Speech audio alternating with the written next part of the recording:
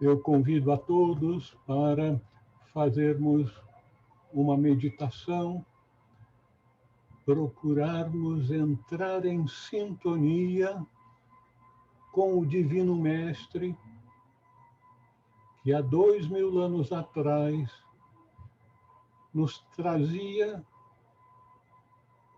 uma mensagem de libertação, libertação das amarras do passado, do pensamento limitativo de um povo eleito, deixando de fora todo o resto da família humana. Somos todos um e vamos nos sintonizar com o amor divino que estende seus braços, suas asas para toda a família humana, não importa que religião, que estado evolutivo que esteja, somos todos um. E Jesus procura nos levar de volta para o conhecimento vivencial desta realidade.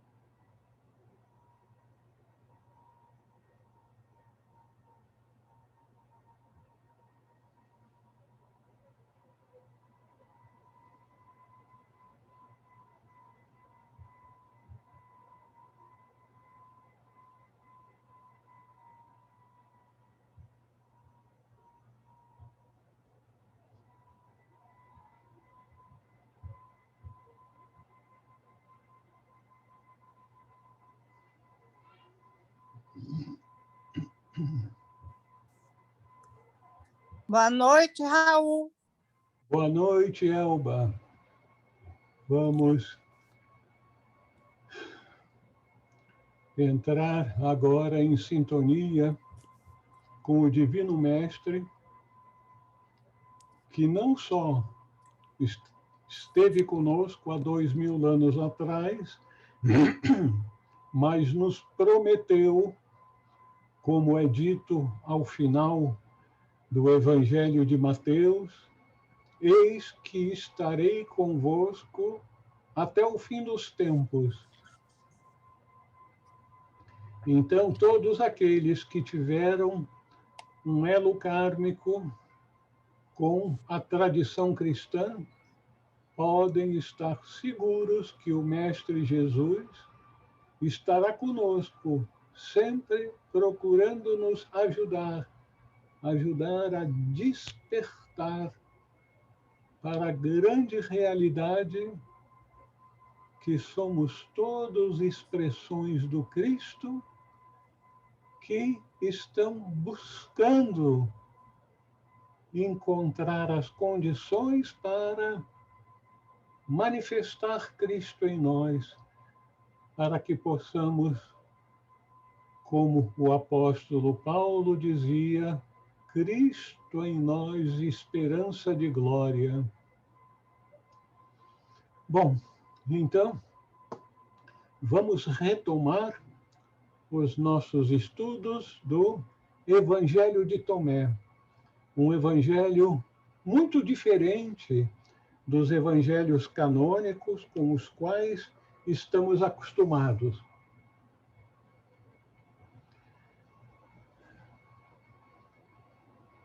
Nós, muitas vezes, achamos estranho que a tradição cristã não tenha uma uma sequência lógica dos seus ensinamentos, como, por exemplo, o budismo. O budismo começa com as 4 nobres verdades. Das 4 nobres verdades, uma que segue a outra, nós temos, então, o conhecimento de que, apesar do sofrimento acompanhar todo ser humano, é possível escapar do sofrimento. E como? Aí, como? Com a Tô sem seguindo som seu, Raul. Desculpe, eu não estou entendendo. Boa noite. Continuando, então, a maneira de escapar do sofrimento no budismo é seguir as 8, o nobre caminho óctuplo. E então, esse caminho se desenvolve passo a passo. São ensinamentos sequenciais que depois levam a níveis mais avançados de práticas que possibilitam uma aceleração no processo de evolução, no processo de libertação do sofrimento. No cristianismo, nós não temos isso na tradição que nós conhecemos. Nós temos 4 evangelhos canônicos e inúmeros evangelhos apócrifos que não foram encampados pela igreja dominante do século II em diante, mas especialmente do século IV até VI, em que se definiu e fixou-se o que seriam os ensinamentos a serem passados para a tradição cristã, o que passaria a constituir como sendo cristianismo. E então, nesse Evangelho de Tomé, um evangelho que já no II século e depois do III em diante, passou a ser visto como um evangelho herético. Por quê? Porque não falava nada sobre a pessoa de Jesus e não falava, não estabelecia que ele era o nosso Salvador, que tinha vindo ao mundo para nos salvar, morrendo na cruz, derramando seu sangue para salvar a humanidade do pecado e da nossa eventual jogada no inferno para todos os tempos. Nada disso é dito no Evangelho de Tomé. O Evangelho de Tomé é um evangelho um tanto enigmático, que está voltado para nos sacudir, nos forçar a examinar os ensinamentos de Jesus, apresentados de uma forma bem velada, mas que tinham como objetivo nos induzir a buscar aquele entendimento, porque logo no início é dito que aqueles que buscam, logo no início, e ele disse: quem descobrir o significado interno destas palavras não provará, ou seja, não terá a experiência da morte, porque para descobrir o significado das palavras que vamos encontrar no Evangelho de Tomé, vai ser necessário para nós que mergulhemos nesse significado, consigamos superar o bloqueio do pequenino ego, que se vê como um ser carnal, material, que está naturalmente separado de todos os outros. E esse erro fundamental de nos aceitar como seres físicos, o mundo exterior passa a ser o nosso mundo, e espiritualidade é uma coisa que se fala, mas não se entende e não se vivencia. E essa é a grande fraqueza da nossa tradição. Por quê? Porque aquela parte dos ensinamentos do mestre que estavam voltados exclusivamente para a mudança, a boa nova, foram os ensinamentos do mestre voltados para nos sacudir e fazer ver a vida, a nós, o mundo, de uma forma diferente. Por isso que o Evangelho de Tomé não agradava a elite governante das igrejas, foi declarado herético, e agora que nós temos acesso a ele, ele é um tanto enigmático para nós. Daí a grande importância de nós buscarmos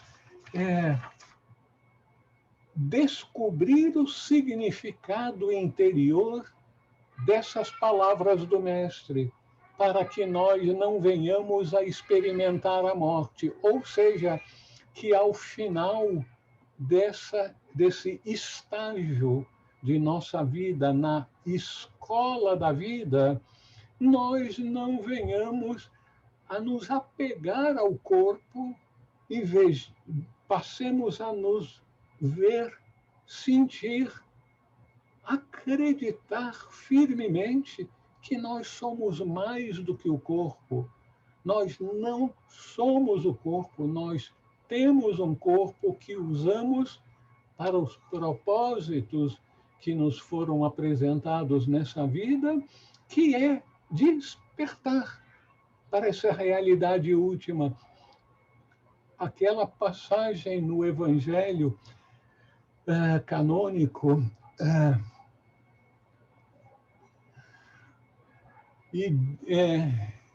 e conhecereis a verdade, e a verdade vos libertará.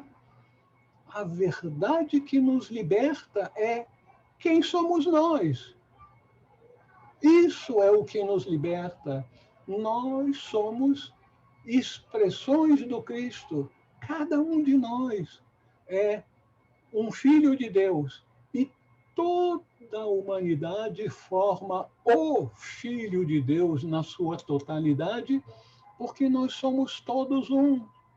Então, o Evangelho de Tomé está voltado para esse propósito, que naquela passagem bíblica, e conhecereis a verdade, e a verdade vos libertará, normalmente as pessoas só citam essas palavras, mas esquecem que aquela passagem começa com outras palavras. Se viverdes nas minhas palavras, sereis verdadeiramente meus discípulos, e conhecereis a verdade, e a verdade vos libertará. Então, nós temos que começar do começo. Nós temos que começar aprendendo e procurando vivenciar os ensinamentos do Mestre. Se nós seguirmos os ensinamentos do Mestre, vamos dizer, começando pela maravilha que é o Sermão da Montanha, se nós vivenciarmos os ensinamentos do Sermão da Montanha, nós estaremos então capacitados a sermos aceitos como discípulos avançados do Mestre. E aí, então, veremos a ser discípulos avançados, conhecedores de práticas espirituais que nos levarão a desabrochar a nossa natureza interior, conhecermos de forma vivencial quem nós somos. Então, essas práticas avançadas que Jesus ensinava e a tradição esotérica ainda mantém vivas essas práticas, aí sim nós vamos conhecer a verdade que nos liberta. E essa verdade é que nós somos espíritos, nós somos um com a fonte de toda manifestação, absolutamente tudo que existe. Nós somos um, porque nós não somos limitados como corpos, nós temos corpos como veículos para manifestação no mundo material. Mas no mundo material, nós temos que aprender a transcender essa limitação cognitiva para vivenciar a realidade que nós somos todos um. Nós somos todos um na família humana, na família de todos os habitantes deste planeta, desse sistema solar, galáxia, e aí vai. Então, nós somos todos um. E somos um com a nossa fonte e um com toda a família humana. Mas isso a gente fala da boca para fora. Enquanto que o mestre buscava nos sacudir de todas aquelas teias de aranhas que encobrem a nossa capacidade de aprender o novo. Daí a importância da boa nova, que é algo novo, que foi passado para os judeus e aqueles que viriam a continuar essa caminhada, a busca da verdade, que não está fora, está dentro. O reino dos céus está dentro de nós e está em toda parte, porque nós todos somos um. Então, o Evangelho de Tomé nos dá uma dorzinha de cabeça, quando a gente procura compreendê-lo com a nossa cognição da mente concreta, porque nem sempre faz muito sentido para o nosso conhecimento atual, porque se baseia na verdade, e nós vivemos num mundo de ilusões. Então, nós partimos geralmente de premissas ou falhas ou inteiramente errôneas. Por isso que é preciso para nós um tipo de metodologia de ensinamento que venha a nos sacudir, mas não é sacudir o nosso corpo, é sacudir a nossa mente, tirarmos as teias de aranhas, as tradições que nos levam a ter crenças que induzem a condicionamentos que engessam não o nosso corpo, mas a nossa cognição. O Evangelho de Tomé, então, vai nos conduzir passo a passo para esse sacudir da poeira acumulada pelos séculos de muitas crenças errôneas e vai nos forçar a encontrar uma maneira diferente de ver as coisas. E essas passagens, à medida que nós formos examinando-as, vão nos levar a esse entendimento. Realmente estou sendo sacudido, né, na minha mente, no meu coração, para me abrir para uma realidade mais ampla, porque as tradições são limitativas. Dizem, você tem que aceitar isso, acreditar aquilo, fazer isso, fazer aquilo. Então, vamos quebrar esse gesso que nos impede de conhecer o novo e de buscar a realidade última de quem nós somos, o que estamos fazendo nesse lugar. Então, é por isso que no Logion, que nós paramos agora, no Logion 3, Jesus disse: se aqueles que vos guiam disserem, eis que o reino está no céu, então as aves do céu vos precederam. Se vos disserem que está no mar, então os peixes vos precederam.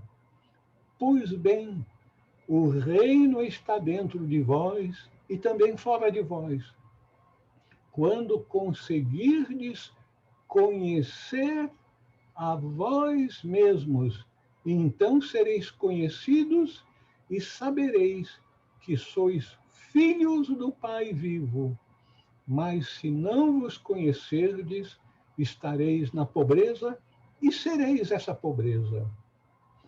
Bom, então, o ponto central desse Logion é o conhecimento do reino.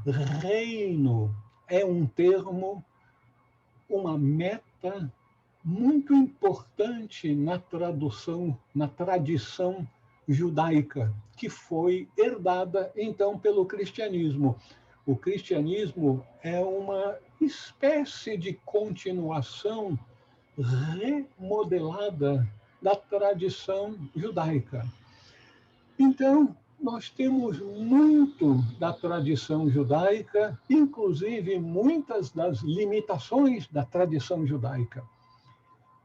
Todo aquele que tem um certo conhecimento da tradição judaica sabe que reino é algo muito importante para os judeus, porque eles tiveram, no seu passado distante, momentos de glória com Salomão, quando o reino dos judeus era extremamente importante e reinava sobre outros povos também. Depois,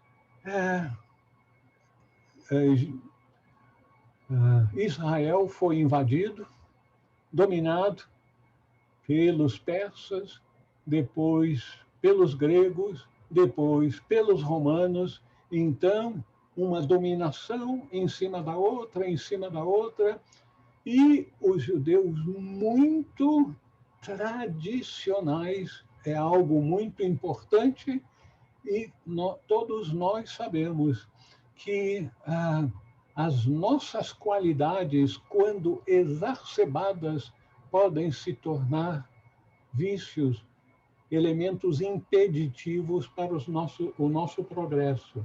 Então, a tradição judaica é muito importante.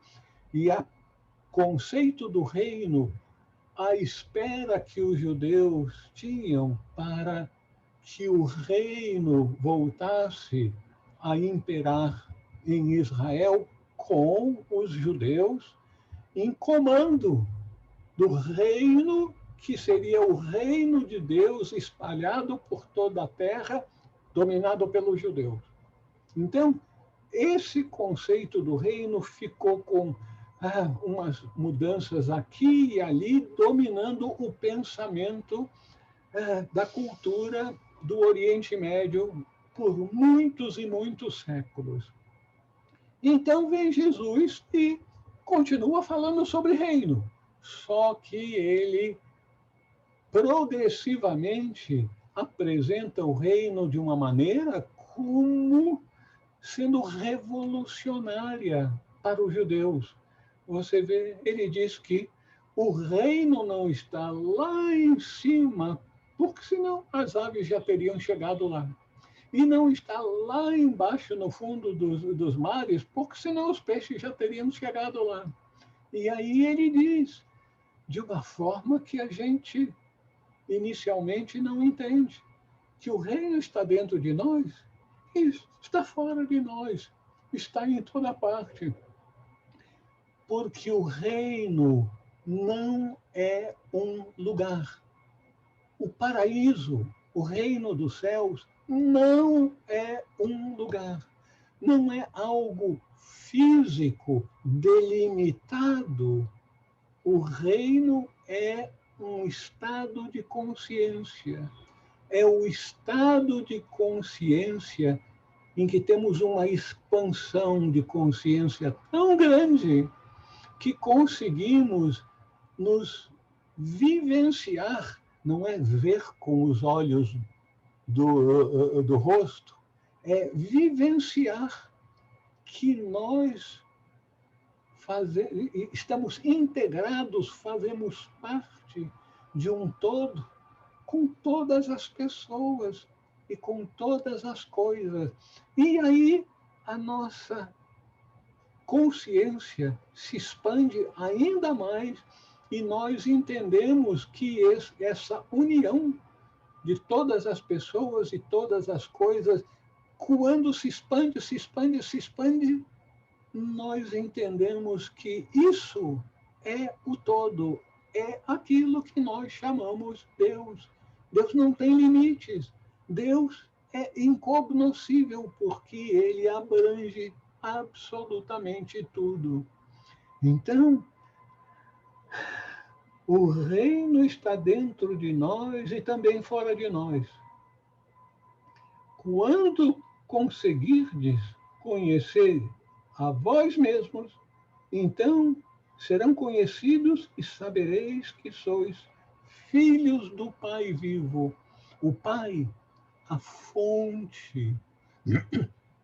Na tradição judaica e na tradição dos seres humanos em estados mais primitivos, iniciais de expansão de consciência, é preferível falarmos em Deus como Pai.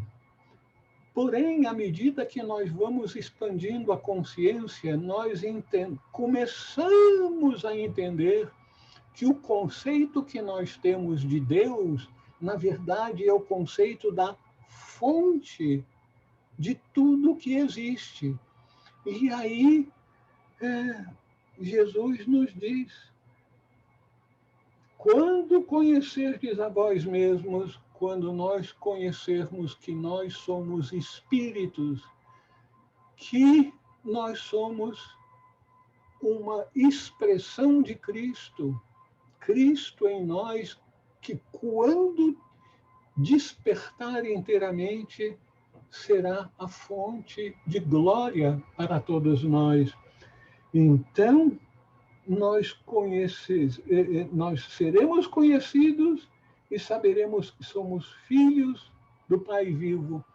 Mas essa última parte nos sacode. Mas se não vos conhecerdes, estareis na pobreza e sereis essa pobreza. Estaremos na pobreza da limitação de nós nos vermos como um corpo, como uma personalidade.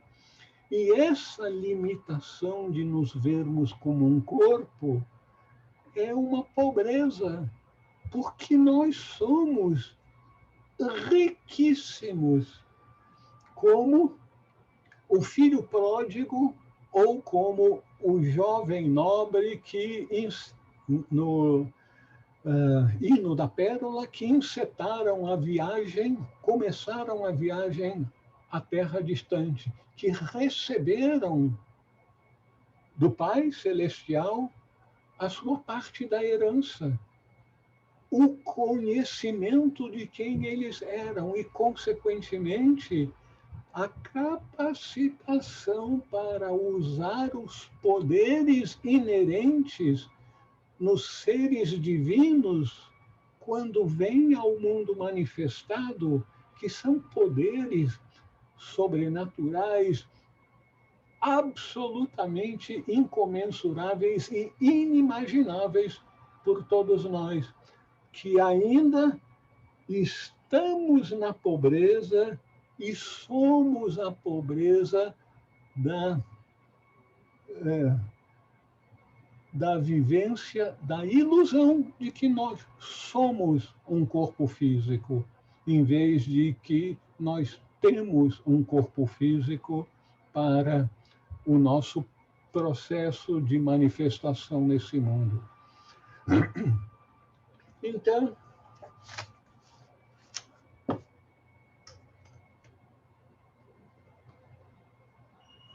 o reino é um reino do Espírito. Ele está dentro de nós, em toda parte.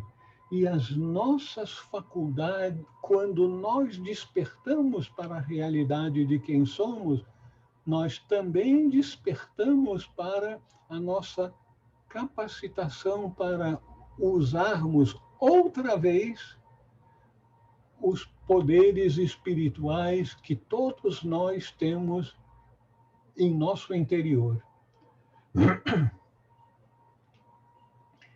O reino não está limitado pelas dualidades da nossa mente concreta.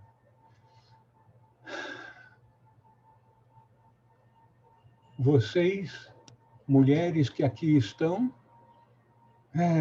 não estão limitadas pelo aspecto de terem um corpo feminino e não tendo características masculinas. A mesma coisa os homens.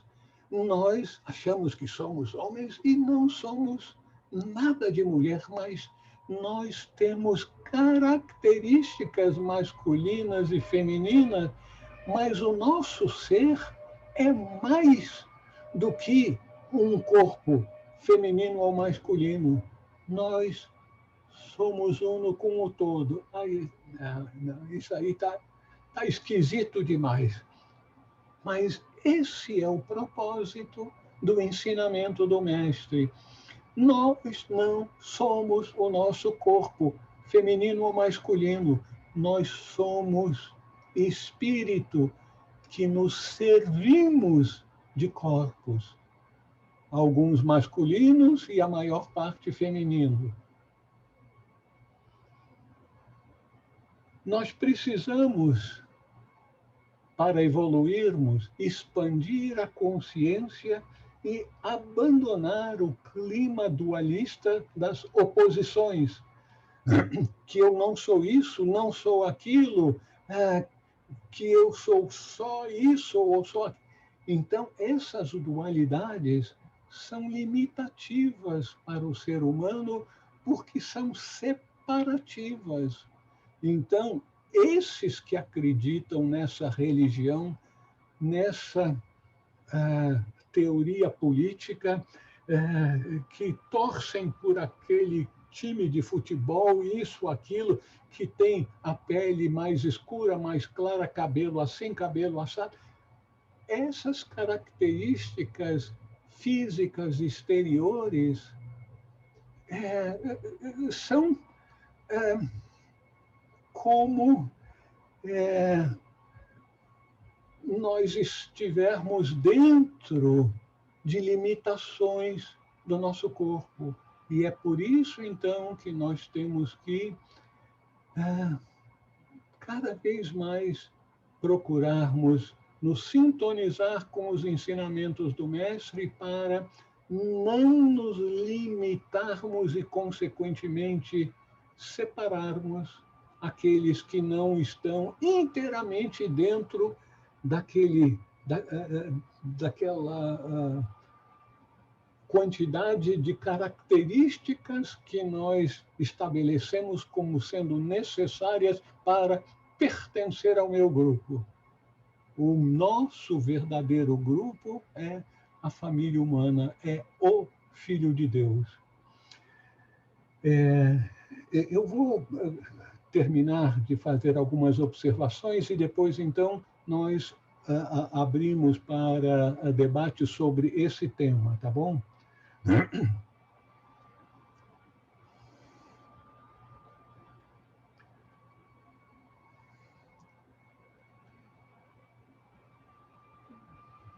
Vários padres da Igreja iluminados, como Agostinho, por exemplo, o assim chamado Santo Agostinho é uma figura muito interessante e importante na Igreja, no seu aspecto espiritual, porque ele teve uma vida devassa nos seus primeiros anos e depois, pum, ele despertou para a realidade e foi muito mais compreensivo para com as fraquezas humanas, apesar de ter alcançado a iluminação e transcendido todas as paixões e limitações daquele que vive para o mundo material, das sensações e das limitações, inclusive, de qualidades para aqueles que pertencem ao nosso grupo. Então, essa questão das limitações, nós sabemos como criam dificuldades para a harmonia e a paz no mundo quando é apresentado, por exemplo, como certas igrejas cristãs fazem fora da igreja não há salvação. Isso é uma declaração de guerra para com outras religiões, inclusive para outras igrejas dentro dessa grande crença cristã, que não seja aquela igreja. Então, como é importante para nós conseguirmos transcender as limitações e vivermos na unidade, entrarmos no reino em nossa consciência, abarcarmos toda a família humana. Então, precisamos de uma visão de inclusão, porque o reino está dentro e fora de nós, está em toda parte. Por isso que é tão importante o conhecimento e a vivência dos ensinamentos de Jesus. Qual é o ensinamento central de Jesus? O amor. Amar a Deus, ou seja, amar o todo. E amar ao nosso próximo, como a nós mesmos. Então, o amor tem que começar com aquela consciência que nós temos de nós mesmos, ser passado também em vivência para aqueles que estão ao nosso redor, para o nosso próximo e para todo, para Deus, para a totalidade da família humana. Então, esse ensinamento central, básico, essencial de Jesus, esse ensinamento é revolucionário. Essa foi a grande revolução que Jesus veio ao mundo para trazer, a revolução do amor, quebrar as barreiras limitativas da minha tradição. Os anciãos diziam que só podemos comer comida kosher. Então, se a gente come de outra maneira, não lavamos as mãos da maneira correta até o cotovelo e não sei, aí nós não estaremos sendo puros. A pureza começa aqui. Aqui é que é mais importante a pureza, que leva à pureza do coração. A pureza física tem o seu papel. Nós sabemos agora com a pandemia como a pureza física das mãos e também da nossa respiração é importante, mas tudo começa com o amor. E isso é a mensagem central de Jesus, que no Evangelho de Tomé vai nos sacudir para cá e para lá à medida que formos passando. Então, para finalizar, para que possamos conhecer o reino, nós vamos ter que mergulhar em nosso interior. Vamos ter que trazer para nossa consciência, para sermos cientes. Isso é a expansão de consciência. Sermos cientes de que nós não somos limitados pelo corpo, porque nós somos espírito que usa um veículo físico para a sua atuação no mundo e para a sua vivência espiritual no mundo material. Bom,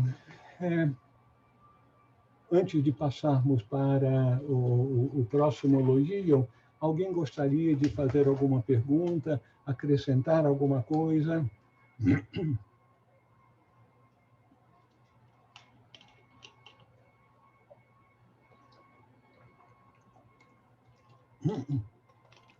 Boa noite. Hoje eu consegui. Pois não, Ana, você pode falar. Eu ouvi você, então as suas palavras sempre estão inspiradas e inspiradoras, e eu até coloquei um trecho do livro de Santo Agostinho, Confissões de Santo Agostinho, que eu reputo que sintetiza tudo isso que você falou. Ele fala: tarde te amei, ó beleza tão antiga e tão nova, tarde demais eu te amei. Eis que habitavas dentro de mim, e eu te procurava fora. Eu, disforme, lançava-me sobre as belas formas das tuas criaturas. Estavas comigo, mas eu não estava contigo. Retinham-me longe de ti as tuas criaturas, que não existiriam se em ti não existissem. Tu me chamaste, teu grito rompeu a minha surdez. Fulguraste e brilhaste a tua luz e afugentou a minha cegueira. Espargiste tua fragrância e, respirando-a, suspirei por ti. Eu te saboreei e agora tenho fome e sede de ti. Tu me tocaste e agora ardo no desejo da tua paz. Então, esses colóquios são sempre assim, muito interessantes, né? No sentido da gente chegar a essa unidade que você falou, que nós somos um. Isso é importante. E as diferenças, na verdade, não dizem nada. Deus está dentro de cada um de nós, como você falou, né? Eu só faria uma pequena observação, inclusive nessa situação que a gente está, além da pandemia, a gente está com o conflito em Israel.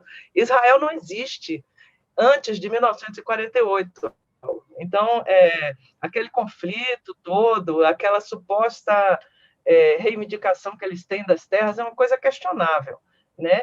E também a moral judaico-cristã, porque nesses 2000 anos, você é estudioso do cristianismo, tanto ou mais do que eu, você sabe que a gente tem que compreender que essa palavra judaico-cristã, ela não existia nos dicionários de Oxford, só existiu a partir de 1899. Ou seja, existe uma moral judaica e existe uma moral cristã.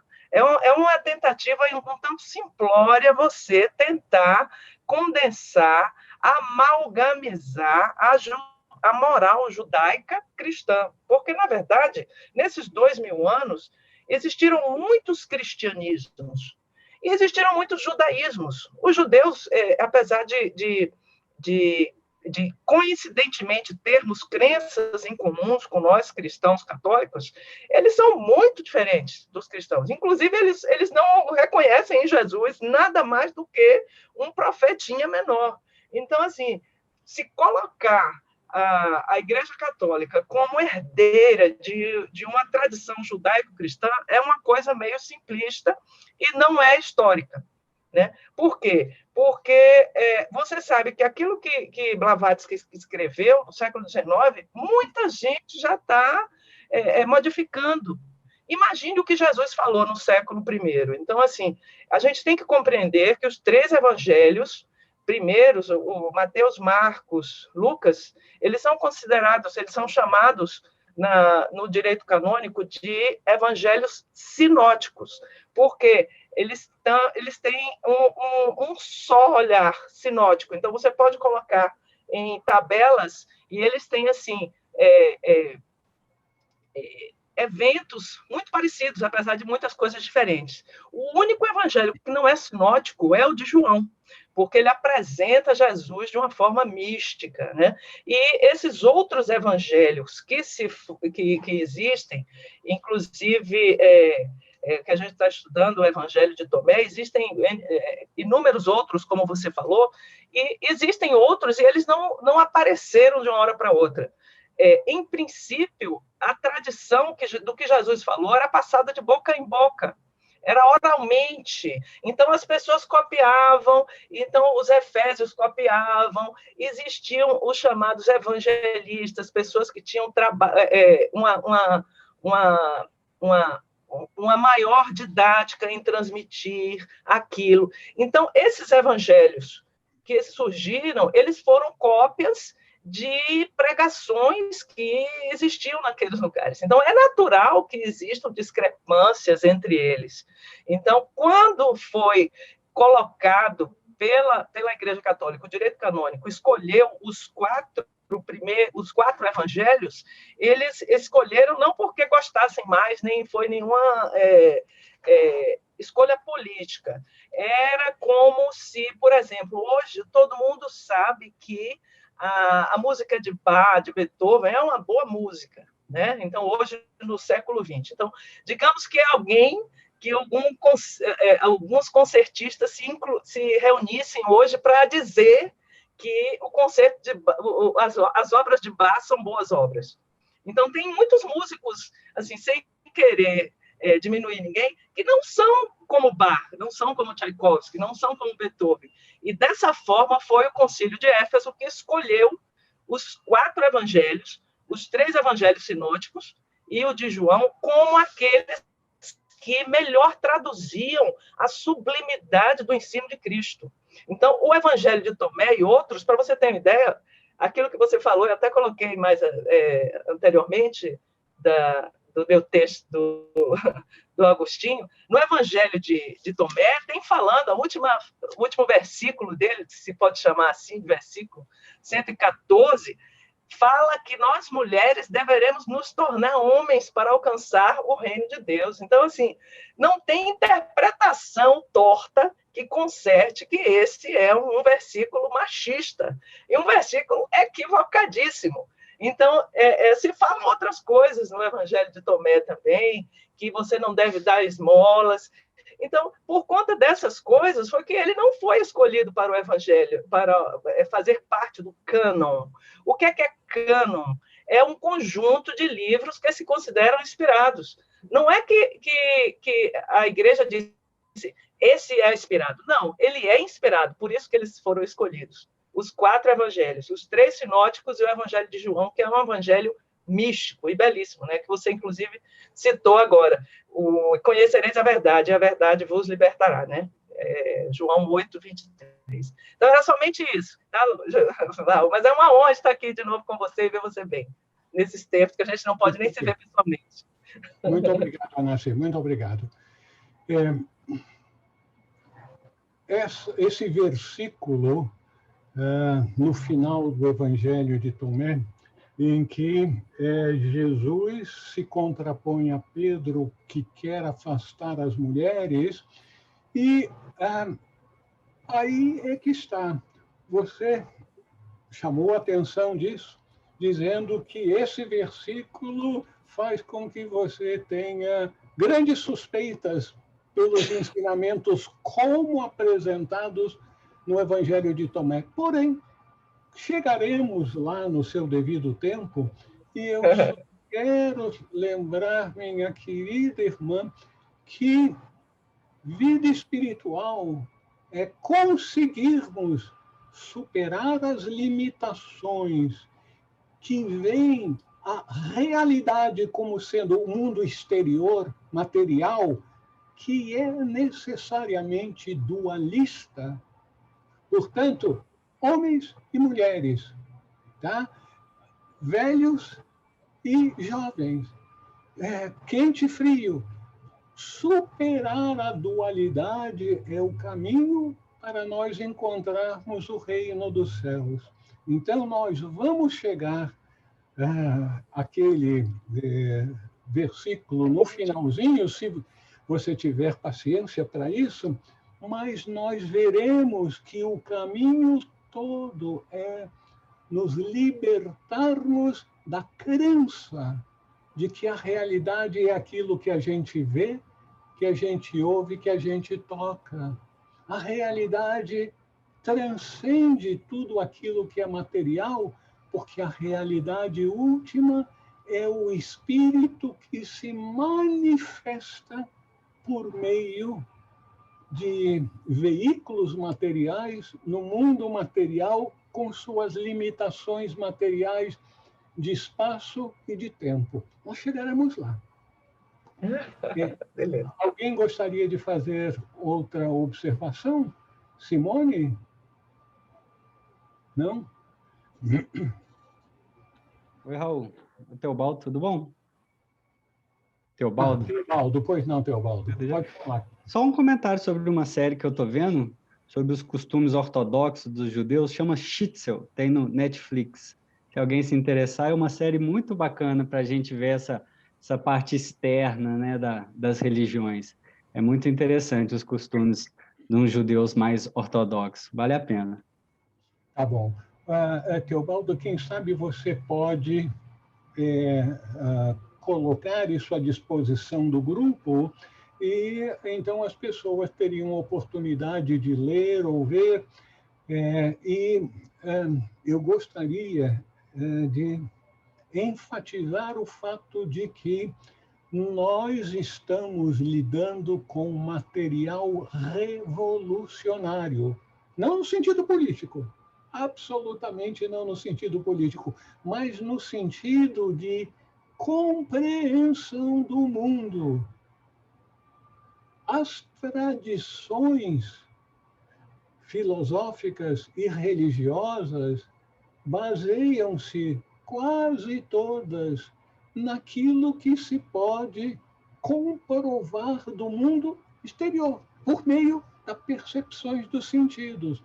Mas os sentidos impedem a nossa percepção mais profunda da realidade última de que nós somos espíritos usando veículos materiais. Aí a gente se limita no veículo e esquece a essência, que é espiritual em todos nós. Então, eu peço um pouco de paciência para vocês, para que vocês, à medida que nós formos desenvolvendo o nosso trabalho, possamos experimentar essa revolução cognitiva em todos nós, uma vivência interior e espiritual mais abrangente, mais profunda, que nos permitirá conhecer a verdade e não vivermos na pobreza de acreditar que nós somos o nosso corpo, a nossa personalidade, a nossa história, com nome, geografia, profissão, essa coisa toda. Não, isso aqui é parte incidente do nosso processo de aprendizagem no mundo, que nós somos muito mais do que isso tudo. O reino está dentro de nós e está em toda parte fora de nós. E se nós nos vermos como sendo corpos, nós vamos limitar a nossa crença a esse mundo que os orientais chamam de Maya, de ilusão. E o objetivo do Evangelho de Tomé é revolucionar as nossas percepções, os nossos conceitos e a nossa vivência, para que nós alcancemos aquele estado de consciência do reino. O reino está dentro e fora de nós, mas nós não conseguimos captar esse reino em nossa cognição porque nós nos limitamos aos nossos sentidos, que só veem o mundo exterior material, enquanto que a verdade última é espiritual. E o Evangelho de Tomé é revolucionário nesse sentido, que vai progressivamente demolindo aqueles blocos rígidos de conceitos que nos impedem de aceitar uma realidade muito mais ampla, muito mais profunda e oniabrangente, que abrange tudo em nossa vivência. Vamos continuar ou vocês querem fazer alguma outra observação a respeito desse último elogio sobre o reino? Então, vamos continuar. Vocês vão ver como isso tudo é revolucionário para nós. Jesus disse: o homem idoso não hesitará em perguntar a uma criancinha de 7 dias, não é 7 anos, não, de 7 dias, sobre o lugar da vida, e ele viverá. Pois muitos dos primeiros serão os últimos e se tornarão um só. Você veja, volta e meia, ao longo do nosso texto, sempre voltando àquele tema da unidade. Bom, o ser estudado, intelectual, vai dizer nonsense. Isso aí não faz sentido nenhum dizer que um homem idoso não hesitará em perguntar a uma criancinha de 7 dias sobre o lugar da vida. E ele viverá. Agora, vamos procurar entender essa revolução. Obviamente, esse homem idoso que representa o homem sábio, nas antigas tradições, normalmente os elders, os idosos, os sêniores das tribos, dos grupos, eram considerados aqueles que tinham desenvolvido sabedoria e eram procurados para ajudar a resolver problemas que demandavam sabedoria. Então, esse homem idoso, sábio, não hesitará em perguntar a uma criancinha de 7 dias sobre o lugar da vida. Como é que ele vai perguntar se a criancinha não entende nenhuma língua? De 7 dias, ela ainda está no peito da mãe, sentindo, mais do que vendo, sentindo que o mundo é a mãe. E a mãe dá tudo o que ela precisa: carinho, amor, proteção, alimento, cuidado.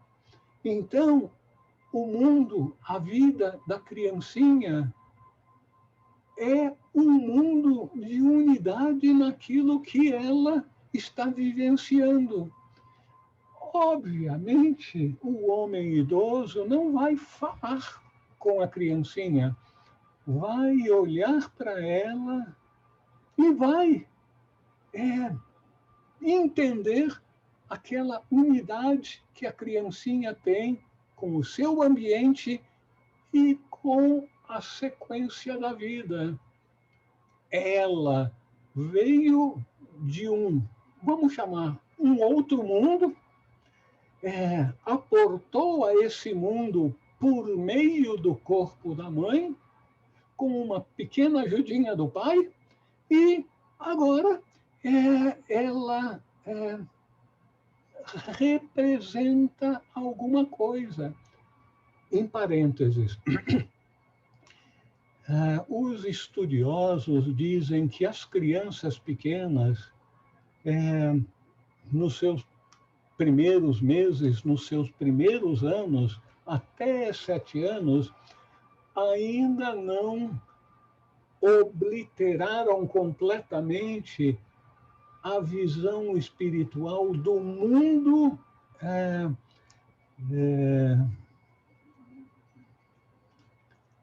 como é que é?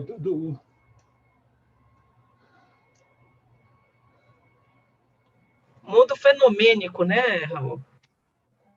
É o mundo do fenômeno, o mundo fenomênico, né? Não, eu quero me referir ao mundo em que as faculdades de ver no astral, o mundo astral, desculpe. Então, as crianças pequenas muitas vezes veem espectros ou habitantes do astral e acham que é como uma nuvem, como faz parte do mundo. Então, o homem sábio, vendo a criancinha que vê um outro nível de consciência e que a criancinha está representando a sequência temporal. Ela recém entrou nesse nosso mundo. E ele, o idoso, está com os dias contados para sair desse mundo, para entrar naquele mundo astral do qual a criancinha veio. Então, o sábio, olhando, está perguntando em sua mente para a criancinha sobre o lugar da vida. E ele viverá, se ele entender a sequência temporal que nós somos submetidos no mundo fenomênico em que há limitações de tempo e de espaço. Então, aí ele viverá, o idoso viverá, mas ele viverá mais alguns anos, algumas décadas, alguns séculos? Não! Ele terá consciência de que a vida é mais do que aquilo que nós experimentamos no corpo físico. O corpo físico é uma limitação da vida. Então, ele viverá em consciência a realidade de quem nós somos, de onde vivemos, o que estamos fazendo e para onde iremos. Vocês gostariam de fazer algum comentário sobre esse Loion?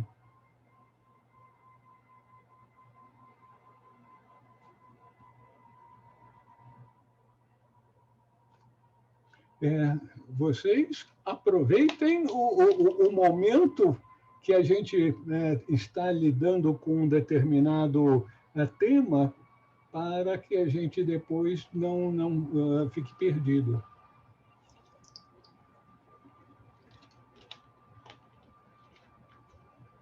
Ok?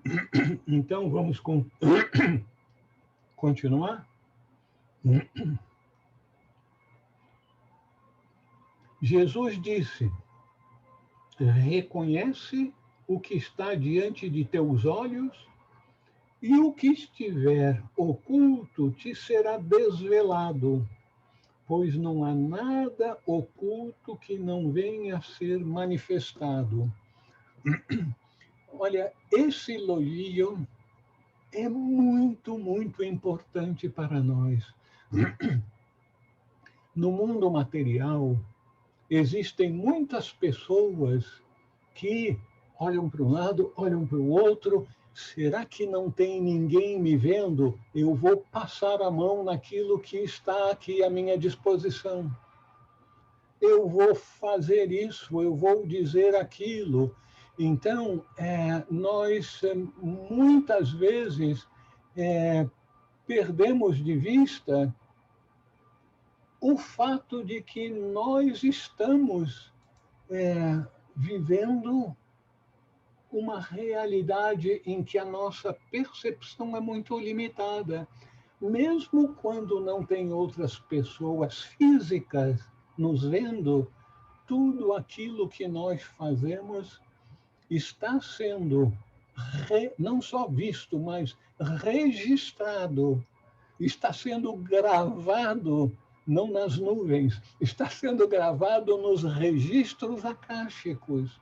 E tudo isso será conhecido, será levado em consideração no nosso juízo, não é no juízo final. É dito pelos sábios que no momento em que o corpo físico está sendo deixado para trás, na nossa linguagem corrente, que nós estamos morrendo, na verdade, o nosso corpo físico está morrendo, as pessoas têm a oportunidade de fazer uma rememoração de tudo que aconteceu durante a sua existência terrena, super rápido, com não só o conhecimento do que aconteceu, a rememoração, mas o entendimento de causa e efeito. Tais coisas tiveram tais efeitos, e você vai experimentar esses efeitos no seu devido tempo. Então, é aquela abertura para o nosso conhecimento, que não há nada de oculto que não venha a ser manifestado. E isso manifestado no mundo e manifestado em nossa consciência e em nossa vivência, porque a lei mais abrangente, mais profunda, talvez mais importante de forma operacional para nós, é a assim chamada lei de causa e efeito, em que todos nós somos responsáveis por tudo aquilo que nós fazemos. Então, esse conhecimento virá num determinado momento, mas no finalzinho de nossa vida, aquele filme super rápido, quando nós já não estamos mais limitados por espaço-tempo, vem aquela conscientização daquilo que nós vivenciamos nessa última encarnação. Então, vai se tornar manifestado para a nossa consciência, mas para o conhecimento daqueles que ajudam no governo espiritual do mundo, da humanidade. Isso é conhecido.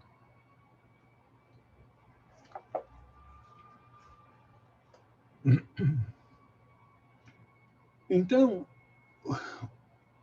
uma das conclusões que nós temos que tirar desse Loion é que nós devemos procurar, com muito amor e atenção, viver plenamente no aqui e no agora.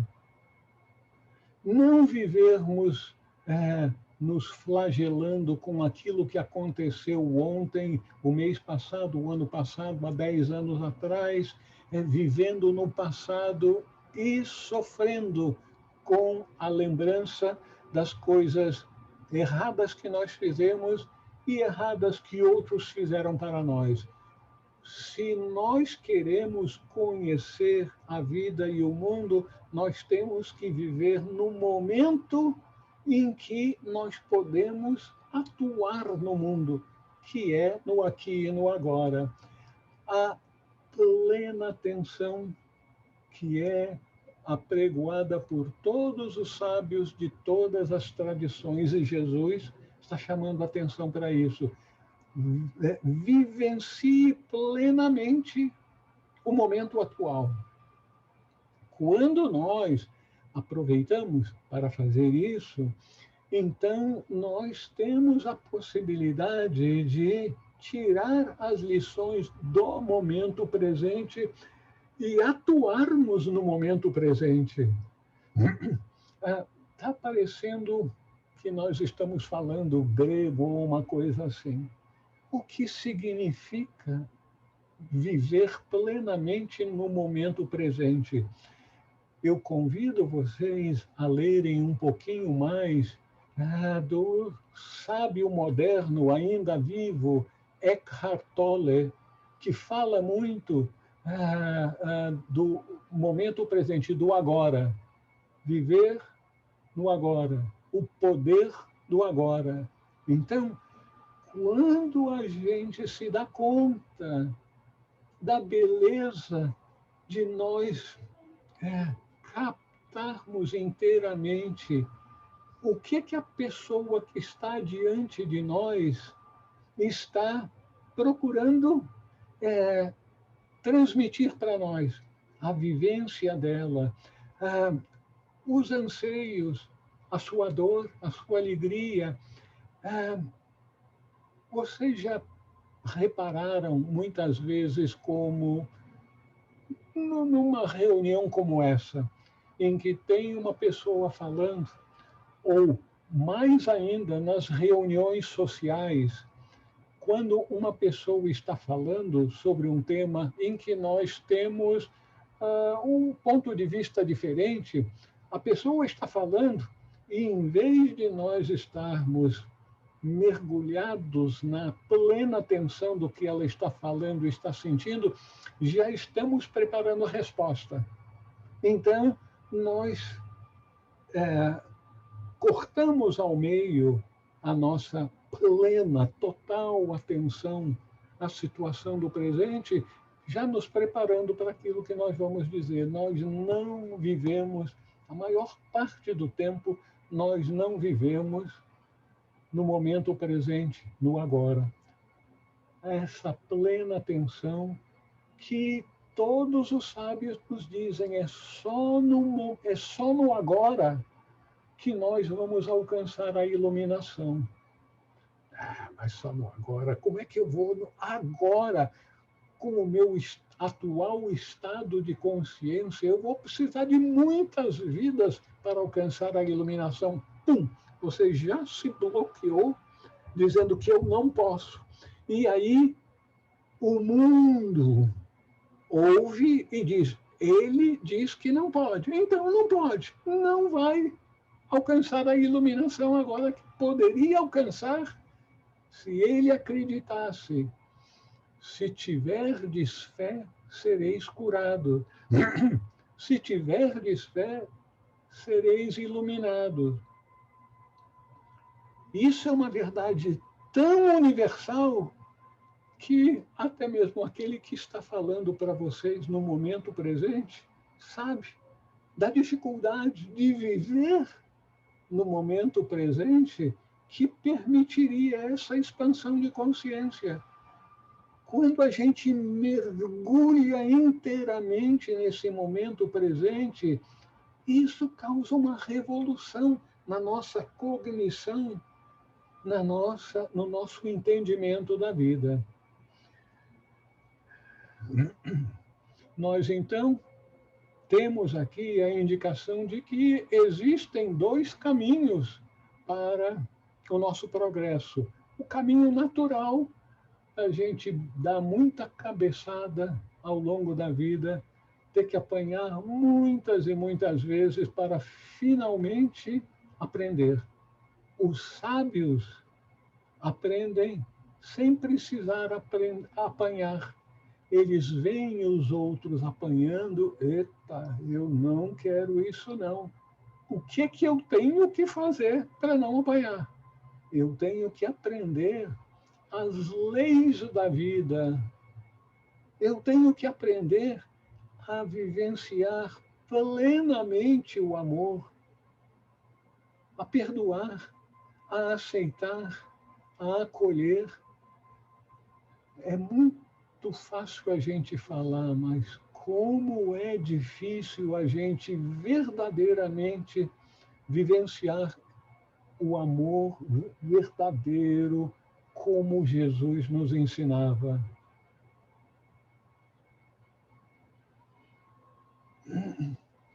Um outro aspecto que a gente poderia examinar é que as coisas não estão ocultas. O mundo, em todos os seus planos, está aqui e sempre esteve. A única coisa que ocorre é que os nossos olhos, os nossos ouvidos estão bloqueados para certos níveis de consciência. Então, eu vejo algumas das minhas irmãs, irmãos, usando óculos, eu usando aparelho auditivo.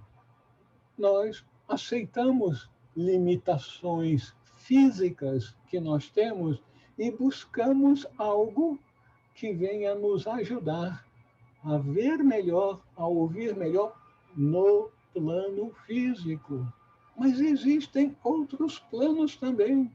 Então, nós vamos ter que encontrar uma maneira de conseguir lentes e aparelhos auditivos para os planos espirituais, os planos espirituais, porque existem vários níveis de consciência além do plano material.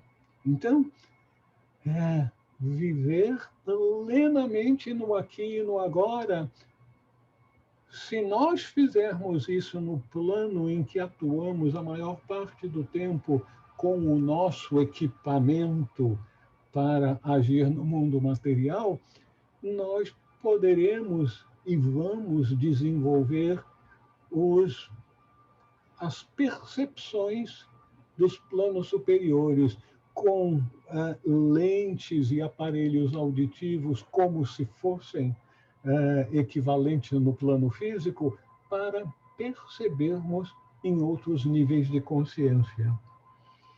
Então, o conhecimento, a gnose, é um longo trabalho de reconhecimento da verdade. A descoberta, vejam só, a palavra descobrir tem dois significados. De descobrir uma coisa que não era conhecida e simplesmente tirar uma coberta. Nós temos várias coisas que cobrem a nossa percepção da realidade. Então, o processo evolutivo é de descobrir a realidade, que já está aqui, mas nós não vemos. Todos nós sabemos daquela dor no coração que a gente sente quando uma pessoa muito próxima a nós, por anos e anos, estava passando por certos problemas e estava ao nosso redor, à nossa frente, em nossa companhia, e nós não percebíamos esse problema que ela estava vivenciando. Só mais tarde a gente vem a saber daquele problema. Oh, meu Deus, por que eu não percebi isso? Então, nós temos uma vivência de como essas nossas limitações das percepções, daquilo que está diante de nós, nos impedem de expandirmos a nossa consciência, de nós estarmos conscientes das coisas que estão ocorrendo ao nosso redor mesmo à nossa frente, e a gente não percebe. Vocês gostariam de falar alguma coisa? Simone, por favor. Raul, seguindo essa sua mesma linha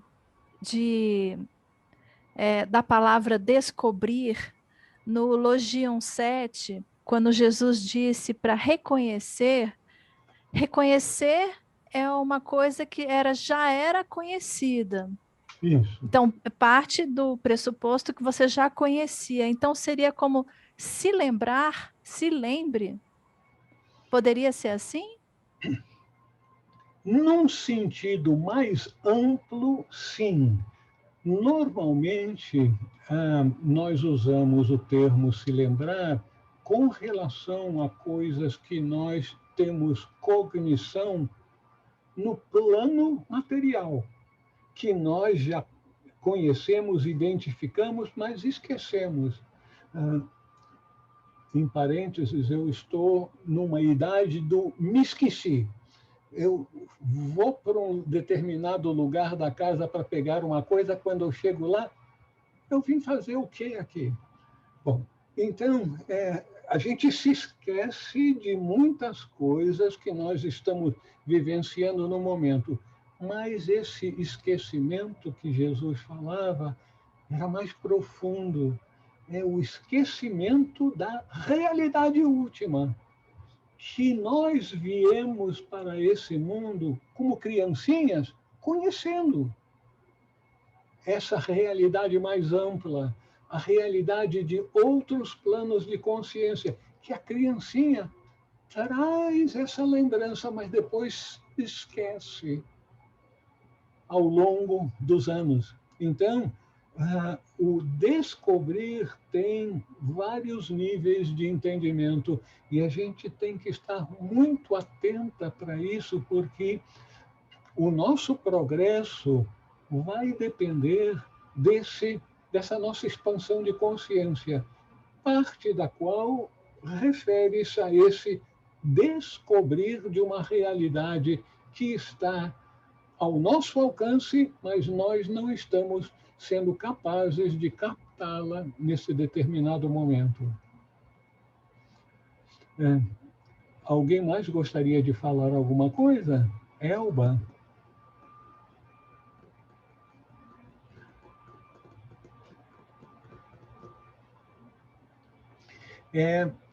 Eu estou notando que a hora está chegando, talvez não seja apropriado começarmos o próximo Logion, que é o Logion 6. Vamos deixar para abordá-lo na próxima vez com mais tempo. Aproveitem agora para fazerem alguma observação de qualquer coisa que tenhamos estudado até agora ou que seja de interesse de vocês. Ô, Raul, eu gostaria de receber o Evangelho. Desculpe, eu não consegui. Você gostaria de receber o quê? Ouviu? Não ouvi. Receber os Evangelhos de São Tomé. Pois não. O Evangelho de São Tomé. Sim, querida. Eu não recebi. Então tá, querida. Vou tentar me lembrar, mas vai ser mais útil se você me mandar uma mensagenzinha, tá bom? Ou por WhatsApp ou por e-mail. Legal. Aí você vai receber. Se for por e-mail, então eu olho, leio e já me mando por e-mail para você.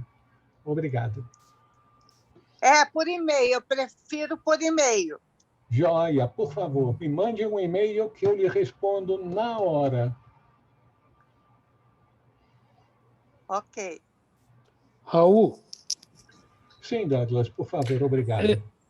Raul, partindo um pouco para a parte prática, tá? Pelos estudos de hoje, tá? Deu a entender que nós devíamos focar. Deu a entender, não, foi bem claro, deu a entender coisa minha. Mas foi bem claro que nós devíamos focar no presente, tá? E esquecer totalmente o passado da vida da gente. E é sabido, há uma corrente eu não me recordo se é grega, que eles falam que examinar o passado para que você não cometa os erros, tá? Para que você não cometa os erros no presente e no futuro, tá? Há uma contradição nessas ideias com o Evangelho de Tomé, ou isso está totalmente ligado uma coisa à outra?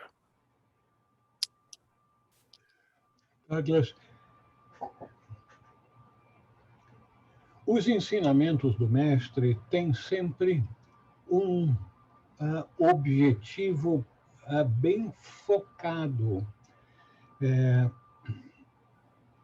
O principal objetivo que eu vejo no Evangelho de Tomé é nos sacudir para que a gente se desprenda, solte muitos dos nossos conceitos, crenças que se transformaram em condicionamentos que nos impedem de ver algo que não está de acordo com aquilo que nós recebemos do passado, aceitamos e se tornaram blocos rígidos de crenças e condicionamentos em nós. Então, o mestre procura quebrar esses blocos que impedem a nossa expansão de consciência. Expansão de consciência. Tem expansão de consciência horizontal do entendimento das coisas do plano material e tem expansão de consciência vertical que tem a ver com conceitos que transcendem o mundo físico. Agora, é lógico que, por exemplo, um cientista tem que servir-se daquilo que foi aprendido no passado e, então, mecanismos de busca, como nós temos na tecnologia moderna, um Google e outros mecanismos de busca, nos permitem encontrar aquilo que foi acumulado no passado. É muito útil, mas isso nos coloca no conhecimento horizontal. A vida espiritual tem a ver com uma expansão de consciência, ir além das limitações do espaço e do tempo, do mundo da dualidade material. Então, tem espaço para nós conhecermos o passado, para evitarmos erros que podemos identificar do passado. E, muito mais importante, nós nos livrarmos de tudo o que nos prende e nos impedem de vermos um mundo mais amplo, uma cognição de coisas que transcendem a percepção dos sentidos, ou seja, daquilo que nos ancoram e nos prendem ao mundo material da dualidade.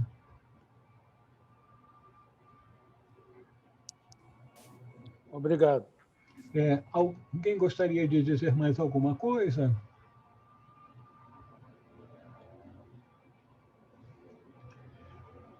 Raul, seguindo essa linha do... Estava faltando a Flavinha. Bem-vinda seja. Obrigada.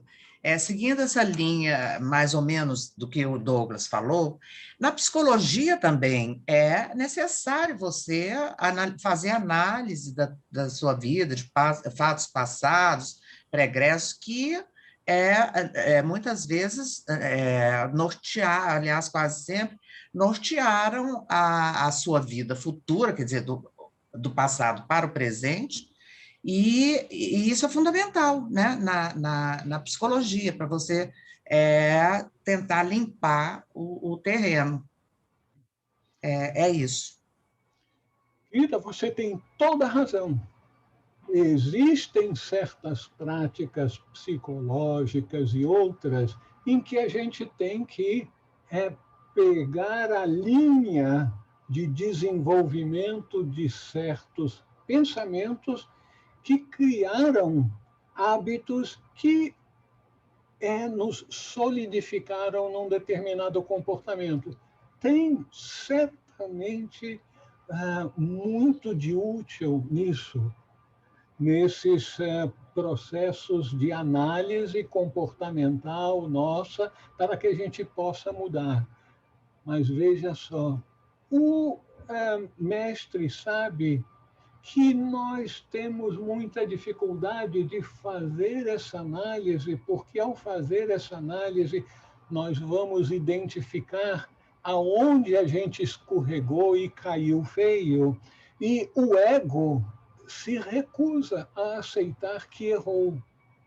Então, procedimentos terapêuticos são muito úteis para esse tipo de análise, mas os sábios não estão querendo evitar que a gente faça esse tipo de análise. Não, eles estão querendo evitar que a gente viva o tempo todo vivendo, vou dizer esse termo bobo, abobrinha, ficar pensando em besteirinhas o tempo todo, que tem a ver com o passado recente, mas sem análise profunda.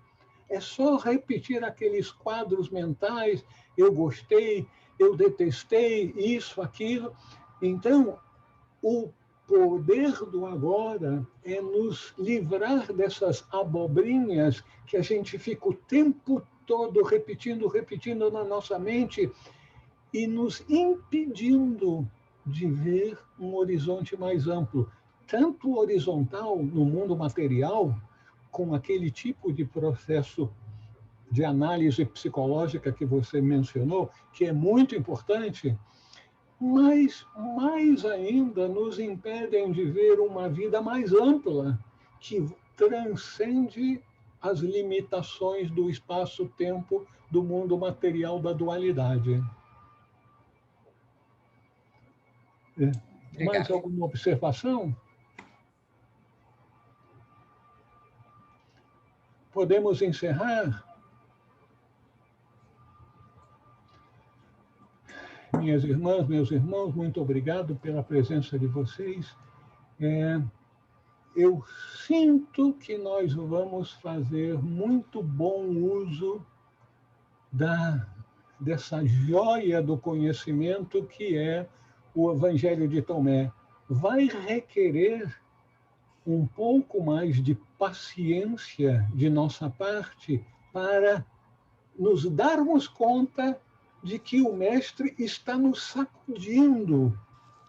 Olhe mais profundo, olhe mais amplo e depois mais profundo, porque a realidade vai muito além do que você está acostumado a perceber. Uma boa noite a todos, um bom fim de semana. Um bom fim de semana para todos. Obrigada, Raul. Bom final de semana. Muito obrigado. Tchau, tchau. Até.